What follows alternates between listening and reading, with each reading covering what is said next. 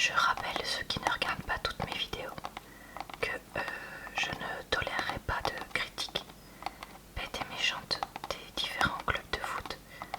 Chacun a le droit de supporter qui il veut dans les commentaires. Donc je vais vous lire un extrait de l'article Wikipédia du club FC Nantes. Le Football Club de Nantes est un club de football français fondé à Nantes en 1943 par Marcel Sopin. Issu de la fusion de différents clubs nantais dans le but d'intégrer l'élite du football français, le FCN compte 8 titres de champion de France et 3 coupes de France, ce qui constitue l'un des plus beaux palmarès du foot français. Enfin, ils disent ça dans tous les articles.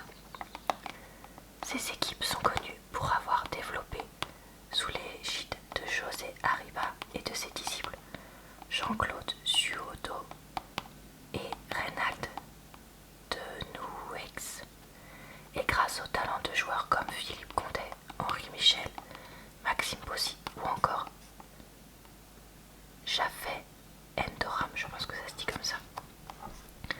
Un jeu vif et technique fondé sur le mouvement collectif et la rapidité d'exécution, surnommé jeu à la nantaise par la presse et le public. À ce titre, les équipes du milieu des années 60, 83 ou 95 sont particulièrement réputées. Le FCN est également réputé pour son centre de formation, la Jaunelière, dont sont issus de nombreux internationaux français, tels que les champions du monde Didier Deschamps, Marcel Desailly, Christian Garambeu ou encore Michael Landreau. Ces particularités ont permis au club de ne pas connaître de relégation jusqu'en 2007, établissant un record de 44 saisons d'affilée en première division, record battu en 2018 par le Paris Saint-Germain.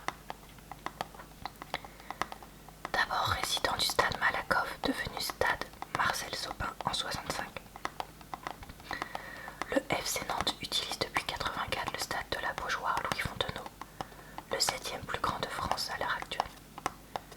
Le club est présidé par Waldemar Kita depuis 2007 et l'équipe professionnelle est entraînée depuis le 2 octobre 2018 par Waïd Alilodzic.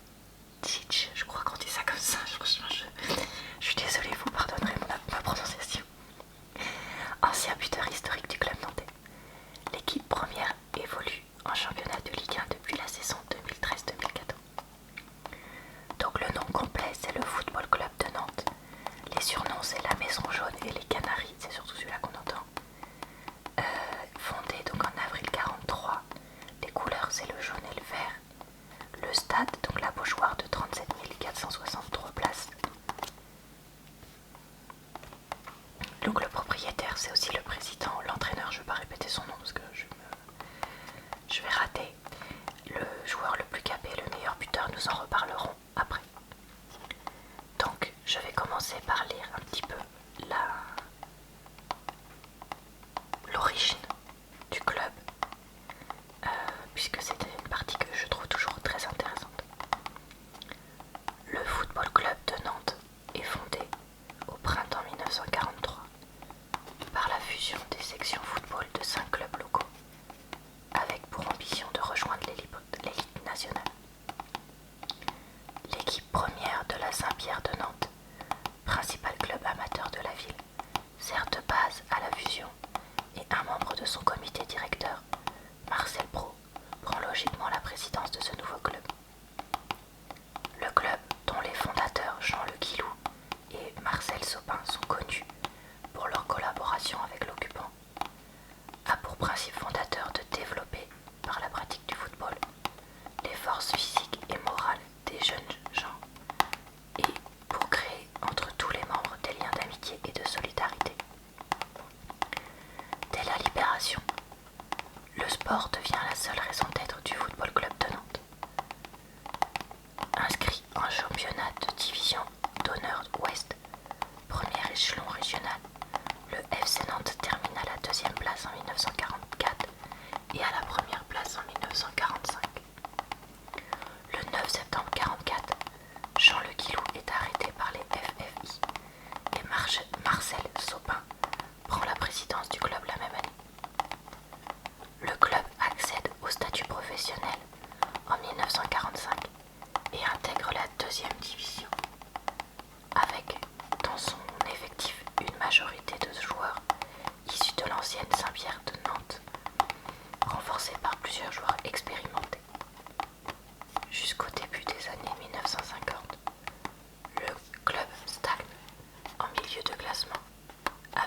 une saison 49-50 catastrophique qui voit le club finir à l'avant-dernière place du classement et être repêché au dernier moment.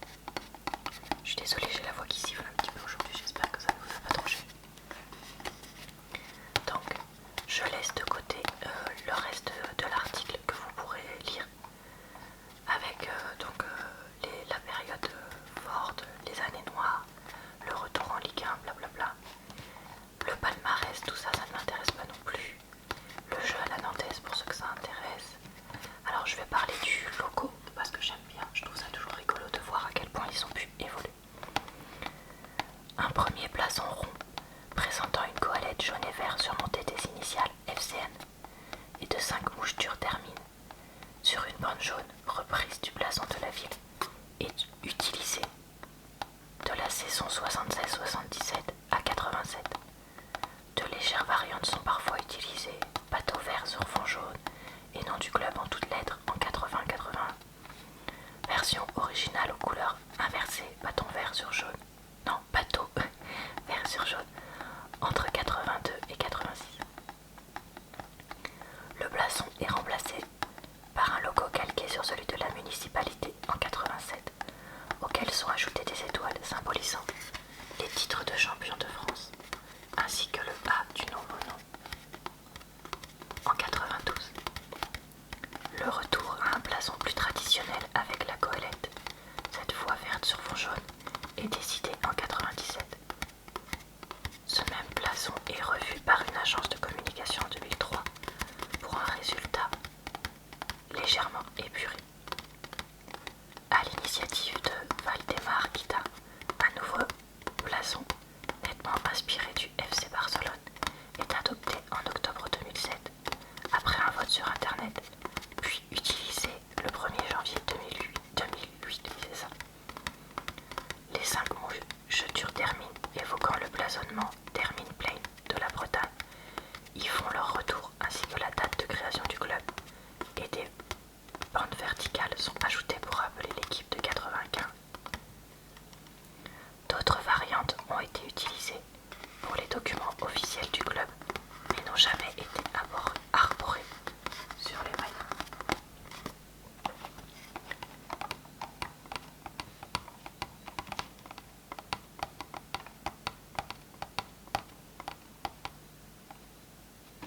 Donc, nous allons maintenant lire les 10 meilleurs buteurs au FC Nantes et les 10 joueurs les plus capés.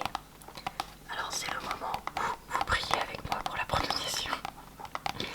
Merci. Donc Bernard Blanchet, 111 buts. Philippe Condé, 98. Vaïd Ali Otchich, 93. Gilles Rampillon, 93. Loïc Amis, 87 pardon. Henri Michel, 81. Jackie Simon, 73. Éric Pécou, 73. Jafet Entoram, 72. Bruno Baroncelli, 67. Je remarque qu'une grande majorité de buteurs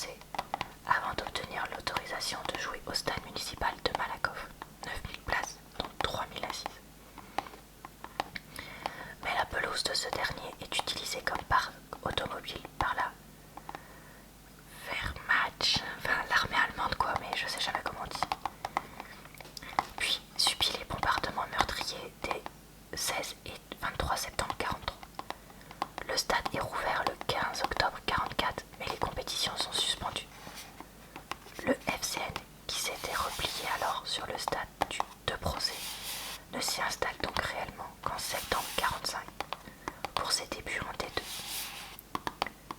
Le FCN y demeure au fur et à mesure de sa montée en puissance et grâce à des agrandissements en 51 et 55, puis à une rénovation complète en 68-69. Le stade, devenu stade Marcel Sopin en mars 65, en hommage au fondateur du club, atteint près des 30 000 places, dont 13 000 assises. Il est en grande partie démoli courant 2007, mais après plusieurs modifications apportées, le stade peut de nouveau accueillir à partir d'octobre 2009 l'équipe de réserve qui jusque-là devait évoluer au stade Michel Lecointre. La situation du stade Sopin près du centre-ville limite cependant tout nouvel agrandissement et à la faveur de l'organisation française de l'Euro 84, un stade flambant neuf à l'architecture futuriste est bâti à la périphérie nord de la ville. Le stade de la Beaujoire, inauguré le 8 mai 1984 lors d'un match FCN Roumanie, est baptisé en 89 du nom du président Louis Fontenot. D'une capacité maximale de 52 923 places, il bénéficie d'une rénovation à l'occasion de la Coupe du Monde 98. Les grillages sont supprimés, une première en France. Les tribunes debout sont converties en places assises, pose de 15 000 sièges. La pelouse est remise à neuf. De nouvelles loges sont installées.